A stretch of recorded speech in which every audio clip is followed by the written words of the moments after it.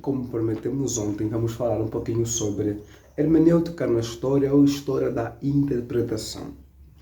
Vamos lá.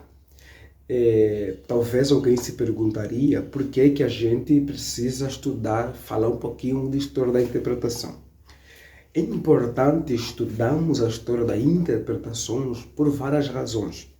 E uma delas é para a gente poder estar, de certa forma, antenado, para a gente poder conhecer as várias leituras possíveis na história da igreja.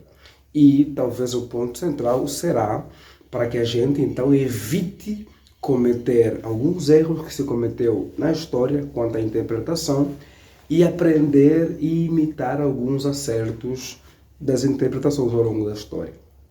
Nós temos que dizer que a história da igreja está recheada, ou desenvolveu-se nela, muitas formas de ler a Escritura.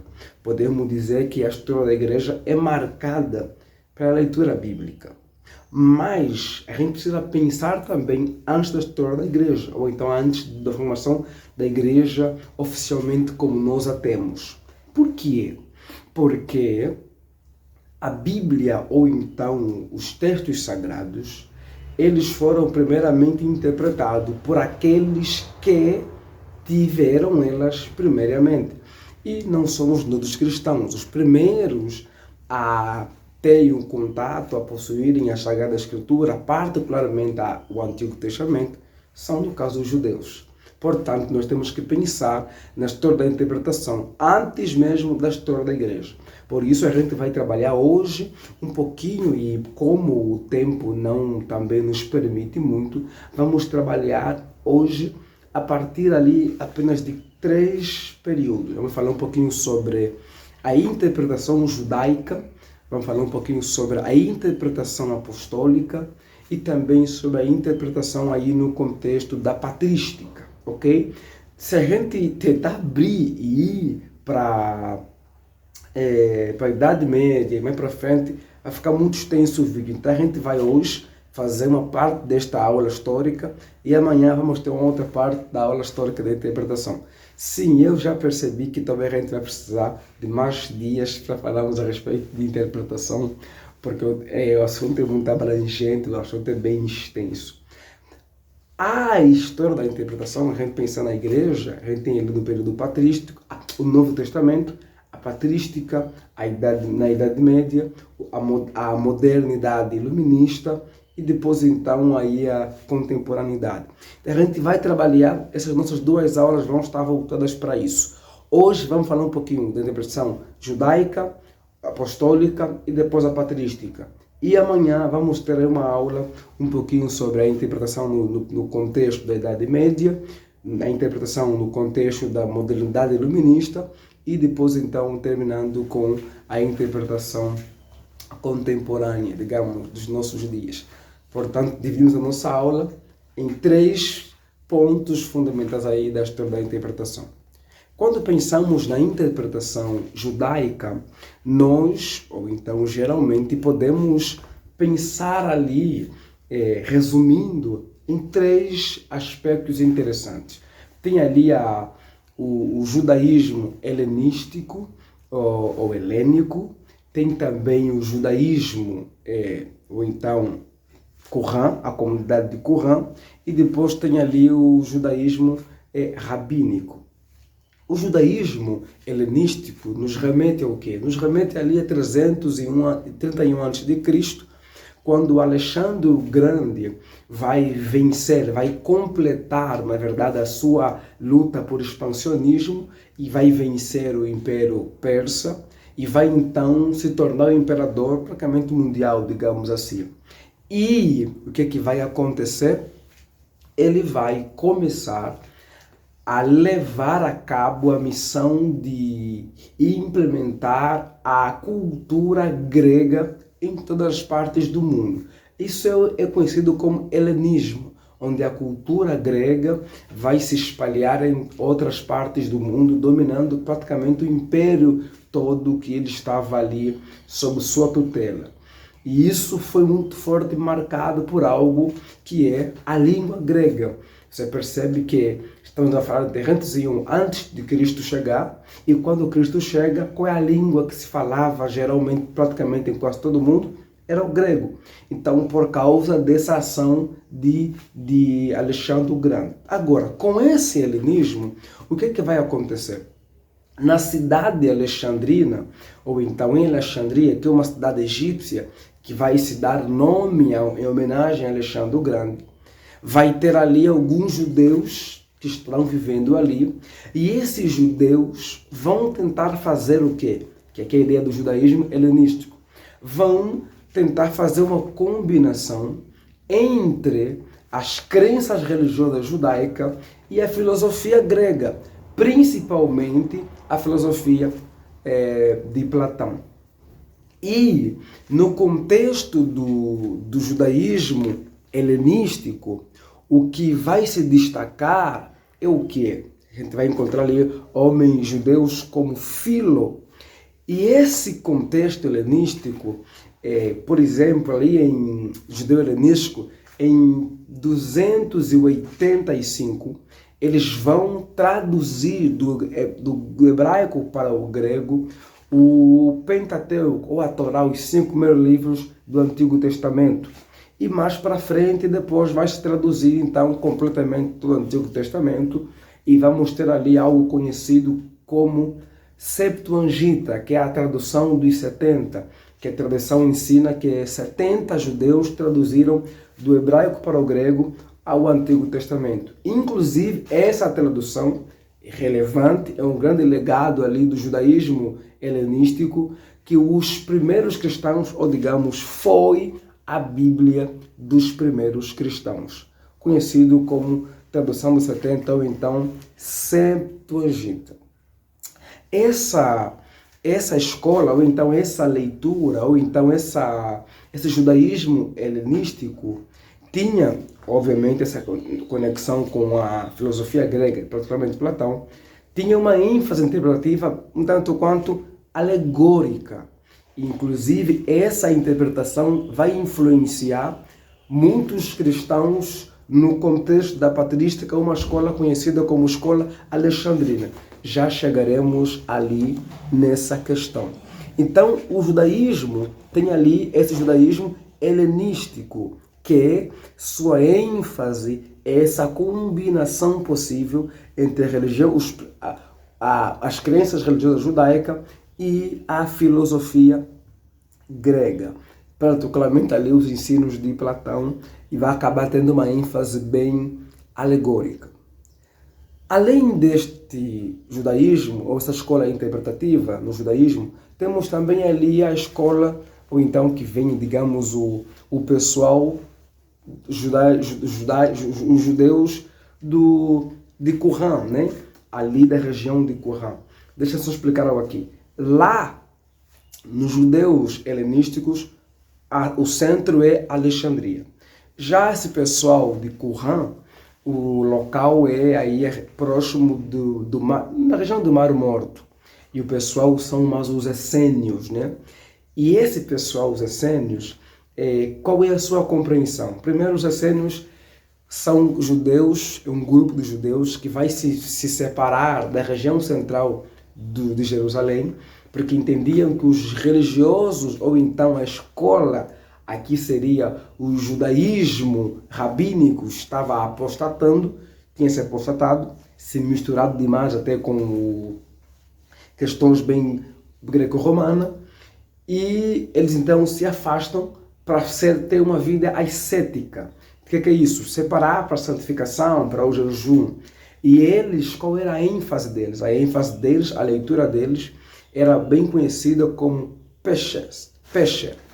O Pesher é uma leitura que privilegia os aspectos mais escatológicos, e ali uma ênfase bem forte nos profetas, e depois então que era aplicado no seu contexto ali da sua comunidade.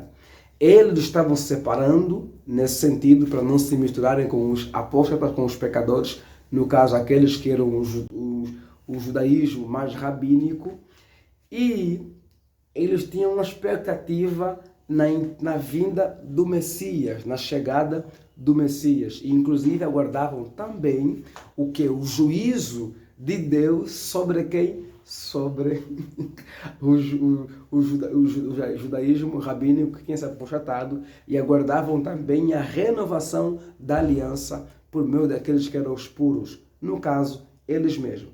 Talvez o maior legado dessa escola, ou então desse judaísmo ali da comunidade Qumran, seja os manuscritos do Mar Morto, que se encontrou aí no século passado, e tem ali muitas informações sobre como eles viam essa questão da leitura e da interpretação. E depois, então, tem também ali o judaísmo rabínico. O judaísmo rabínico, e no judaísmo rabínico, o que nós encontramos? Encontramos, primeiro, o centro estava em Jerusalém, e a ênfase deles era muito o estudo e a aplicação, a obediência à lei, digamos, à escritura, particularmente, principalmente a Torá, os 5 primeiros livros da escritura. Essa escola, ou então essa escola de interpretação do judaísmo rabínico, tem ali geralmente dois livros bases, ou então seria 2 conteúdos. O primeiro é o conhecido como Halakha. Esse Halakha era como se fosse o quê? Princípios para viver, regras para caminhar. Era uma espécie de princípios e interpretações que apresentavam ali regras para conduta, para vivência.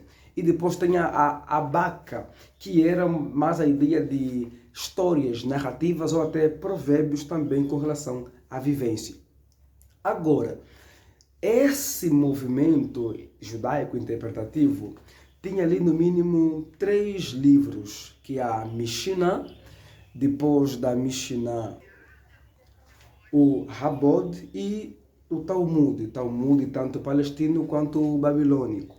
Esses livros, obviamente fundamentados ali naquela perspectiva do Halakha e do Haggadah, com essa perspectiva de princípio, de regras para a conduta, e histórias e poesia também que nos indicavam eles para essa caminhada.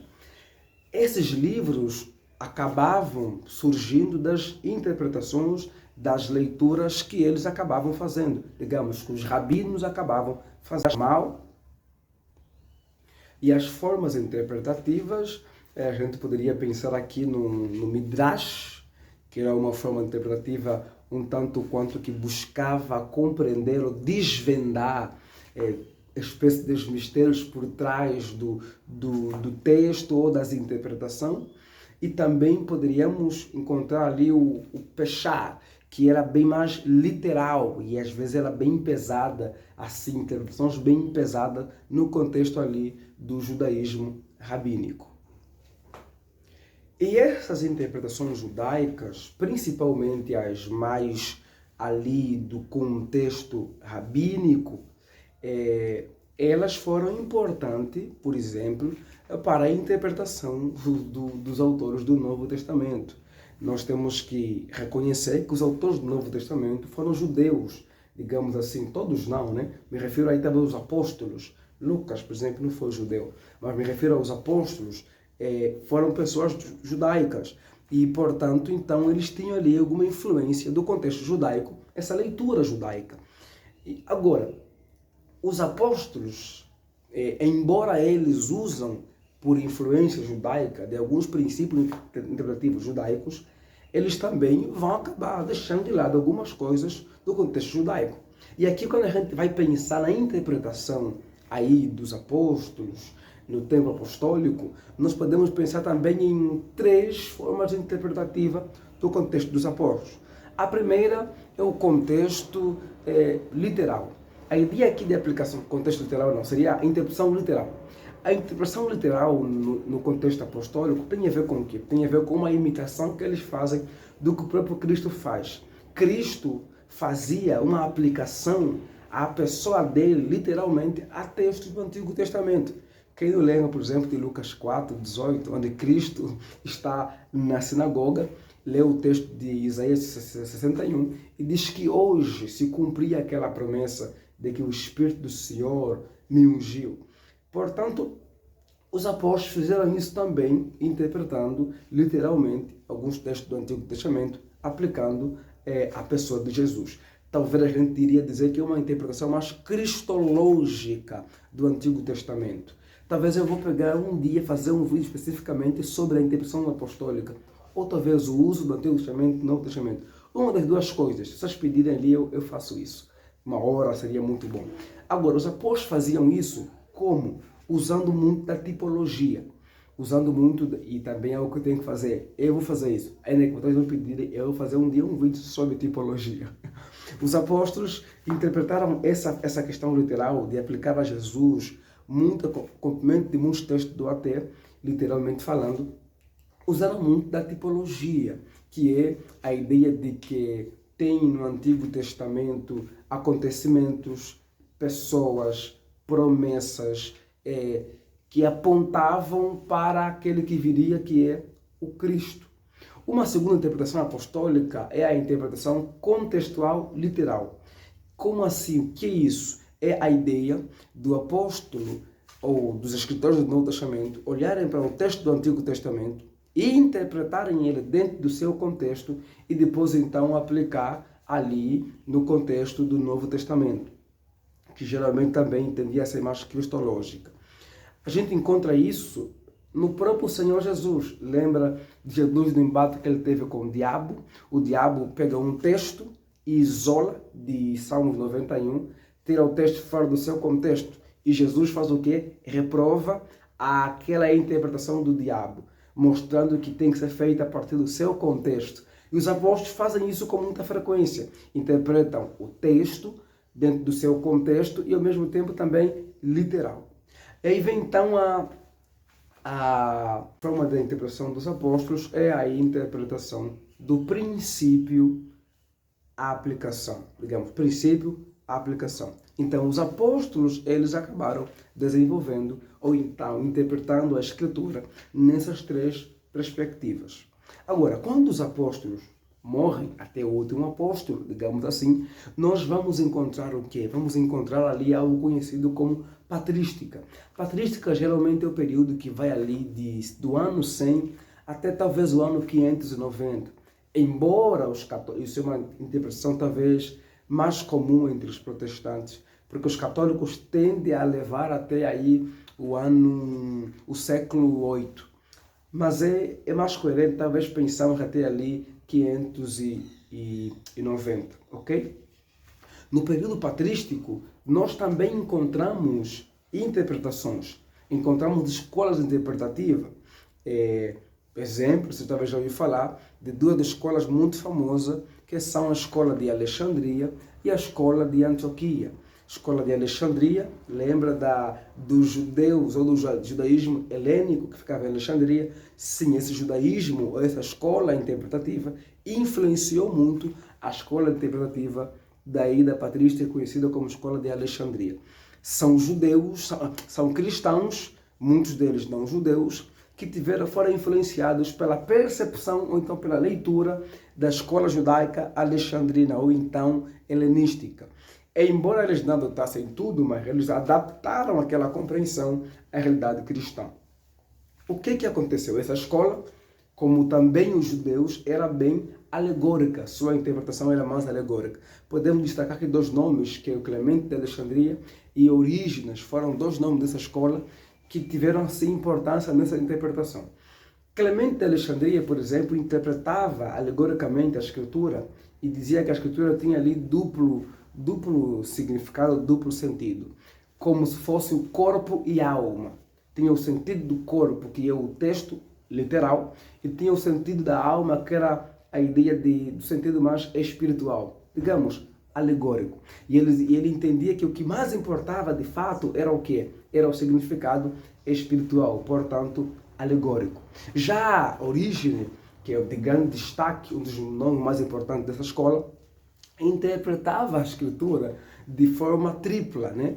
Colocou ali, em vez de ser só corpo e alma, na alma colocou o espírito, corpo, alma e espírito, o sentido literal, o sentido, que é o texto literal, o sentido moral, no caso seria a alma, e o sentido doutrinário espiritual, no caso o espírito. Então, a Orígenes tinha essa compreensão de uma tríplice leitura. E essa interpretação alegórica, ela é um tanto quanto perigosa, né? É curioso que, mesmo muita gente conhecendo a história da igreja, ainda muita gente interpreta a escritura alegoricamente. E, óbvio, alguns não conhecem e fazem por ignorância, mas muitos interpretam assim, mesmo conhecendo a história. E é perigosa a interpretação alegórica em muito sentido, porque quando você estuda a história da igreja patrística e para analisar a interpretação de alguns autores, como Orígenes, como Clemente de Alexandria, é assim bem preocupante algumas interpretações deles, bem delicadas. Essa interpretação alegórica no contexto de Alexandria talvez tem muitas razões para isso. Uma delas é, primeiro, disse que eles queriam ganhar uma certa aprovação, um certo bom ser bem visto pelos alexandrinos ou então por aqueles que não eram cristãos. E segundo, também porque eles viam ser essa interpretação a mais relevante para a aplicação da vida das pessoas da igreja, que estava crescendo muito. Mas a interpretação alegórica, diga-se de passagem, ela é muito perigosa. Talvez quem é angolano sabe que uma das formas interpretativas mais comuns dos angolanos é a alegoria. E tem péssimas pregações, péssimas interpretações, porque a gente acaba desvalorizando o cuidado contextual da escritura. Agora, a escola alexandrina, ela tinha um único método, um caminho, digamos, método teológico para essa interpretação, que era o quê? Era Cristo. É óbvio, né? Talvez aí seja a diferença entre muitos da Alexandria com muitos em Angola e até no Brasil, é que eles eram alegóricos, que o foco deles era interpretar, era esse método cristocêntrico, cristológico. Já, infelizmente, em Angola, muita gente é alegórico, mas é péssimo. É alegórico, mas é antropocêntrico. É alegórico, mas é só moralista. É alegórico, mas é triunfalista e por aí vai. E ainda que cristocentricamente não se justifica os equívocos na alegoria. Não estou dizendo que não há nada na escritura que podemos interpretar alegoricamente, mas de forma geral a interpretação alegórica é mais delicada. Aí tem uma outra escola, que é a escola antioquena, que se opondo à escola de Alexandria, que muito provavelmente existiu ali de 150 a 400, se opondo à escola de Alexandria, a escola antioquena vai ter uma interpretação mais literal e talvez mais gramatical. E é por isso que muito provavelmente se fundamenta que o método histórico gramatical teve esse precedente ali no contexto mais da escola antioquena. A escola antioquena, talvez um dos nomes destaque um pouquinho João Crisóstomo. E a escola de Antioquia vai ter essa leitura mais literal do texto bíblico. Vai se preocupar mais com a interpretação literal, e na verdade se contrapondo veementemente à escola de Alexandria, que era mais alegórica. Então, talvez a gente poderia pensar que, embora a alegoria também tenha sua importância, a interpretação histórico-gramatical ou literal do texto bíblico é das coisas mais apropriadas. Obviamente que o texto bíblico não foi apenas escrito literalmente, ok? Agora, na patrística também tem algo importante ainda nessas questões de interpretação, que é a ideia do momento em que chega os concílios, né? Os concílios são importantes para a interpretação do texto, na interpretação bíblica da história da igreja. Por quê? Porque no contexto dos concílios, a igreja primitiva, a igreja patrística, ela viveu muitos embates aí no século II para frente, surgiram muitos movimentos heréticos, muitos pseudo-cristãos ou então cristãos que adotaram algumas questões bem delicadas, surge o gnosticismo e outros movimentos mais. E, portanto, vai tendo muitos embates internos entre cristãos com relação a doutrinas, com relação ao que era correto, o que era ortodoxo, o que não era. E por causa disso, por exemplo, o imperador, e nesse período o cristianismo já vai se tornando a religião quase que ou então oficial do Império Romano, mas é uma religião muito bem vista pelo Império e por aí vai, até se tornar oficial. E então os concílios ajudam em que sentido? Parece que a influência política vai acabar entrando no contexto da igreja, não porque necessariamente comprometa a doutrina, mas porque parece que esses embates entre ortodoxos e hereges, entre cristãos corretos e os malucos nas compreensões equivocadas, parece que vai acabar atrapalhando a estabilidade do império. Então, o que o império vai ter que fazer? Olha, vai impor à igreja, e impor aqui talvez seja a força de expressão, mas vai dizer que a igreja precisa se organizar e definir o padrão, definir o que é, o que não é cristianismo, definir o núcleo da fé cristã. E então, nesse contexto, vai se fazer o quê? Vai se organizar aquilo que é a ortodoxia cristã, aquilo que tem fundamento apostólico, aquilo que é ortodoxo e aquilo que é aceite pela igreja, pela tradição da igreja, digamos, aquilo que a maioria dos cristãos estavam aprovando.